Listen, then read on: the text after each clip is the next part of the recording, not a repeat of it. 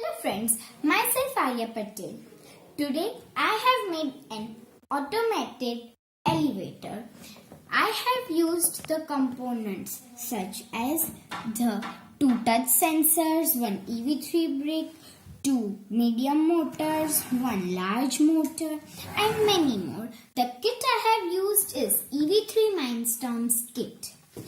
So I will tell you how my elevator works. When I press the ground floor button, the ultrasonic sensor will detect or measure the distance and then if it is on the first floor, the lift will first come down and then the doors would open. But if the lift is already on the ground floor, the doors will open directly and then close after some time. The same thing happens in the first floor. If I click the first floor button, the ultrasonic sensor measures and the same thing happens. Let me show you an demo.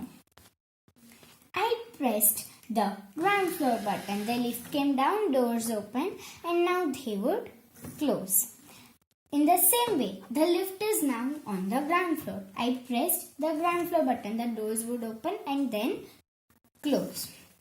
Now if I press the first floor button, the lift would come, doors would open and then they would close.